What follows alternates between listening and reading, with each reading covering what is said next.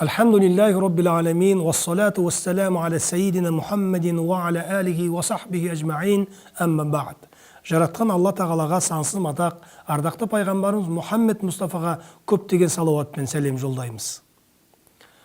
Ассаламу алейкум ва рахматуллахи ва баракатуху. Қадірменді жамағат, құрметті бауырлар, баршаңызға күндердің төресі қасиетті жұма мұбарак болсын. Осындай қасиетті күндері жасаған дұға тілектеріңіз, тағат ғибадаттарыңыз қабыл болғай. Бүгінгі жұма насихатымыз ислам дініндегі жүйелік жайында болмақ. Әлемдердің Раббысы Алла Тағала бүкіл мақлұқатты жоқтан бар етіп, жер бетіндегі және аспан әлеміндегі барлық жаратылысты илахи жүйемен тәртіпке бағындырған. Міне, осы тәртіппен аспан әлеміндегі планеталар, жарқыраған жұлдыздар бір-бірімен қақтығыспай, миллиардтаған жылдар бойы орасан жылдамдықпен қозғалыс үстінде келеді. Бұл турасында Алла Тағала қасиетті Құранда Ясин сүресі 37-40 аяттарда былай деген. وَآيَةٌ لَهُمُ اللَّيْلُ نَسْلَخُ مِنْهُ النَّهَارَ فَإِذَا هُمْ مُظْلِمُونَ وَالشَّمْسُ تَجْرِي لِمُسْتَقَرٍّ لَهَا ذَلِكَ تَقْدِيرُ الْعَزِيزِ الْعَلِيمِ وَالْقَمَرَ قدرناه منازل حتى عاد كالعرجون القديم لا الشمس ينبغي لها أن تدرك القمر ولا الليل سابق النهار وكل في فلك يسبحون. Олар үшін түн белгі, одан күндізді ажыратамыз. Сонда олар қараңғылықта қалады. Сондай-ақ күн белгіленген көлемінде жүреді. Міне бұл аса үстем, әрбір нәрсені білуші Алланың өлшеуі. Сонымен қатар айдың орындарында ескі құрманың қураған бұтағындай болғанға дейін өлшеп қойдық. Күннің айға жету мүмкін емес, және түнде күндізден ілгерлемейді. Барлығы көкте жүзеді. Алланың жаратылыстарының барлығы осындай керемет жүйеліктен тұрғанда, сол жаратылыстарының ішіндегі ең көркемі деп танылған адам баласының өмірі әрбір атқаратын ісі белгілі бір тәртіп пен жүйеге негізделуі тиіс. Дінімізде мұсылман адамның құлшылығы, басқа адамдармен қарым-қатынасы, мінез құлқы сынды барлық істері жүйеден тұрады. Мысалға, намаз құлшылығын алайық. Намазға дайындалып, дәрет алғанда әр ағзамыз өз тәртібімен жуылады. Намаз уақыты кіргенде азан айтылуы қажет. Азан намаз уақытынан кешіктірілмейді және ерте айтылмайды. Азанның өзінің арнаулы сөздері бар. Оған басқа сөздерді қосуға не белгіленген сөздерді алып тастауға болмайды. Намаздың өзі арнайы белгіленген уақытта, белгіленген ракаттармен оқылады. Құлақ қағумен басталып, сәлеммен аяқталады. Ендеше намаздың өзі бастан аяқ тәртіппен жүйеден тұрады. Парыз намаздарында саптардың біркелкі болуына аса мән беріледі. Ардақты пайғамбарымыз оған Алланың салауаты менен сәлем болсын хадисінде «Сауу суфуфакум фа инна тасуята саффи мин тамамис сала». Саптарыңды түзеңдер, өйткені расында сапты түзеу намаздың кәмілдігінің белгілерінен деп айтқан. Бұхари мен Мүслим риуаят еткен. Намаздағы сап аяқ ұштарымен бір қатар түзу әрі тығыз болуы шарт. Ибн Омардан келген хадисте былай делінген: саптарыңда мұқият болыңдар, бір-біріңе иықтарыңды тигізіп тұрыңдар, араларыңдағы бос орынды толтырыңдар. Бауырларыңның қолдарына жол беріңдер. Кім сапты толтырса, Алла оған сауап жазады, ал кім сапты үзсе, онымен Алла мейірімін үзеді деген. Намазда ең бірінші болып имам, ал оның артынан ер адамдар, кейін балалар, соңында әйелдер тұрады. Имамға үйіп оқылатын намаздарда жамағат іс-қимылдарында имамнан озып кетулеріне болмайды. Міне осы айтылған тәртіптер намаздың дұрыс орындалуы үшін айтылған. Сол секілді ораза ғибадатына мән берер болсақ, оразаның өзі айлардың ішінде белгіленген арнайы айда ұсталады. Ораза ұстаушы белгілі уақытта ауыз бекітіп, белгілі уақытта ашуы тиіс. Зекетті де нисап мөлшеріне жеткен кезде ғана дүние мүліктің белгілі бір мөлшерін арнайы уақытта береді. Қажылық ғибадатта арнайы шарттармен белгілі уақытта арнайы жерде орындалады. Алла тағаланың парыз еткен ғибадаттарындағы осындай жүйелілік біздер үшін үлкен тәрбие, таптырмас жоспар екенін ұғынуымыз керек. Себебі мұсылман адамның бүкіл өмірі тәртіппен жүйеден тұруы қажет. Дініміз исламда қамтылған үкімдер адамдардың өмірін игілікке бастап, оны жүйелеп, ақ пен қараны ажыратуды үйретіп, шынайы бақытқа жол сілтейді. Жүрегіне иман ұялаған адам сөзі мен ісінен тек шындық көрініс табады. Алланың берген әр уақытын бағалап, оны пайдасыз істермен бос жіберіп алмауға тырысады. Мұсылман адам өз өмірін жүйелеу үшін мынандай істерге мән берген жөн. Бірінші, мақсатты болу. Мақсат деп адам баласы қол жеткізуге ұмтылатын межесін айтамыз. Ол тек арман не қиял ғана болып қалмай, мақсат адам баласын ұмтылыс пен әрекетке жету үшін алып келу керек. Мақсатсыз адам желкенсіз кеме тәрізді. Немесе мақсатсыз адам қанатсыз құсқа тең деп айтылғандай, мақсаты жоқ адамның өмірі де мәнсіз болмақ. Аз ғұмыр кешсе де елінің қамын ойлаған Сұлтан Махмұд Торайғыров бабамыз «Шәкірт ойы» атты өлеңінде қараңғы қазақ көгіне өрмелеп шығып күн болам, қараңғылықтың көгіне күн болмағанда кім болам деп өзінің мақсатының қаншалықты биік екендігін көрсетеді.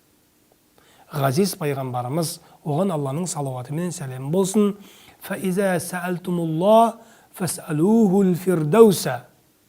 Алладан сұрасаңдар, фирдаус сұраңдар деп, мұсылман адамның мақсаты әркез биік болу керектігін үйреткен.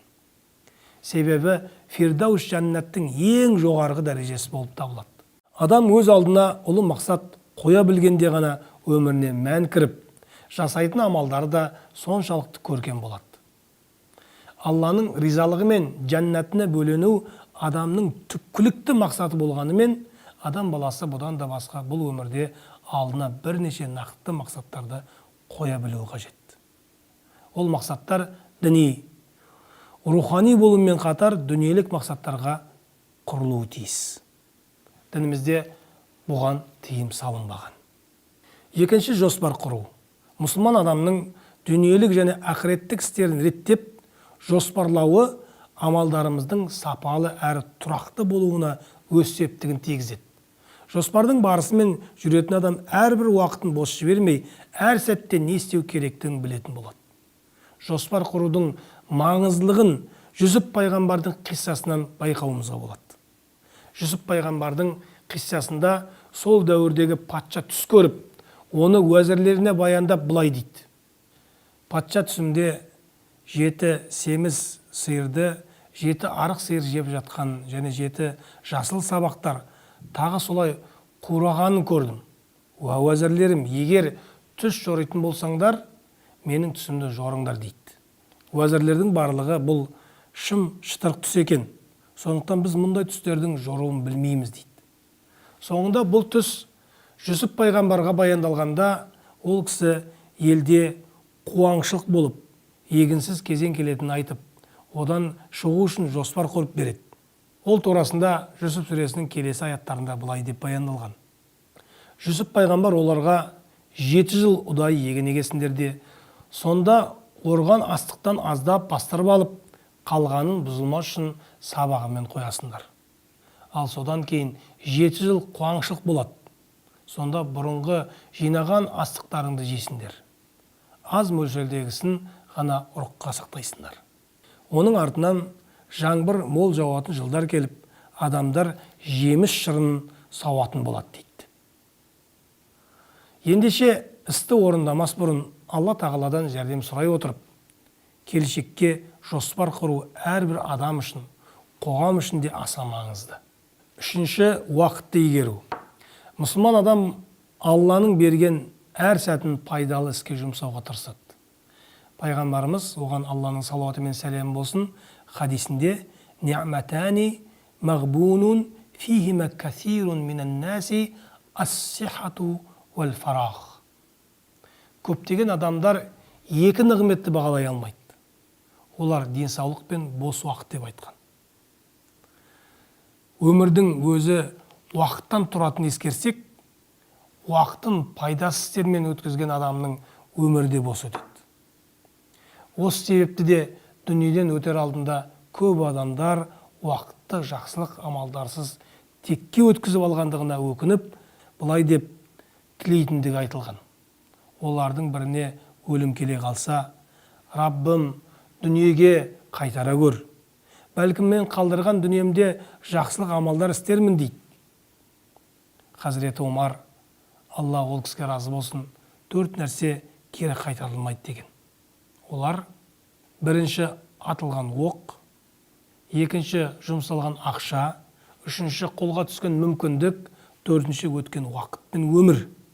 Ақыреттен үміті бар әрбір адам өз уақытын бос істермен өткізбеуді қадағалауы тиіс.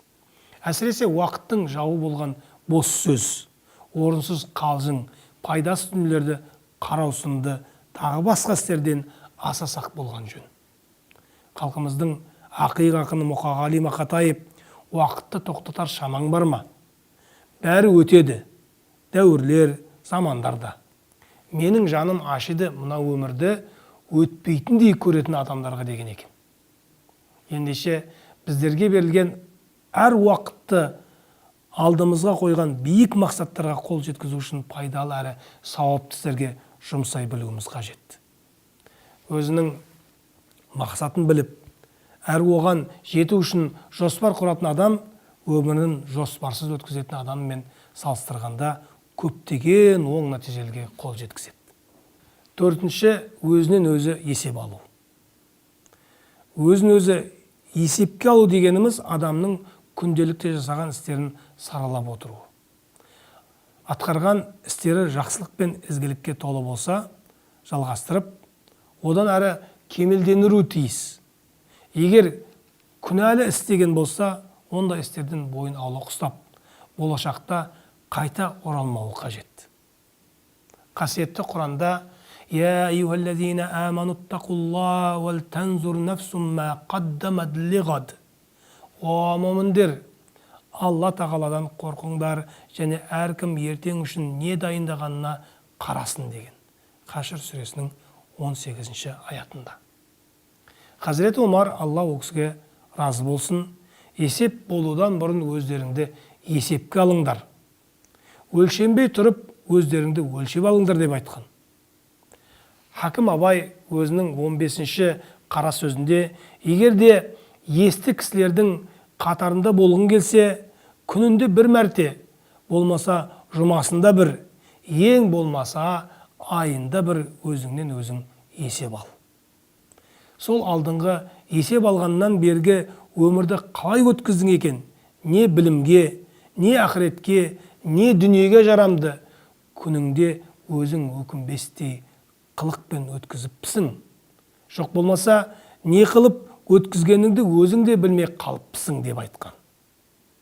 Атақты ғалым Суфиян ас-Саури: о адам баласы, бұл күндер міндетті түрде өтеді. Тіпті басым бөлігі өтіп кетті. Еш болмаса қалған өміріңнің қадірін біл деген екен. Адам өзін есепке алуы екі түрлі болады. Біріншісі, іс-әрекет жасамастан бұрын есепке алу. Адам қандай да бір істі атқармас бұрын өз-өзіне: бұны істегенім жөн бе, жоқ, істемегенім дұрыс па деп сұрап қойып, ақыл тарасынан өткізіп барып атқарғаны жөн. Егер атқаруға ниет еткен ісі құлшылық амалдарынан болса, мұны Алланың ризалығы үшін істегелі тұрмын ба, жоқ әлде басқа ниетпен бе деген сұрақтарды қойып, ниетін дұрыстап алып атқаруы керек. Өз-өзін есепке алу дегеніміз осы. Екіншісі, іс-әрекет жасап болғаннан кейін өзін есепке алу. Адам бір істі атқарғаннан кейін 3 мәселеде өз-өзін есепке алу қажет.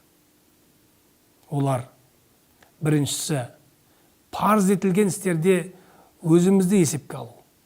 Екіншісі, Алла тағаланың тыйым еткен істерінде өзімізді есепке алу. Үшіншісі, әдеттегі істерде өзімізді есепке алу.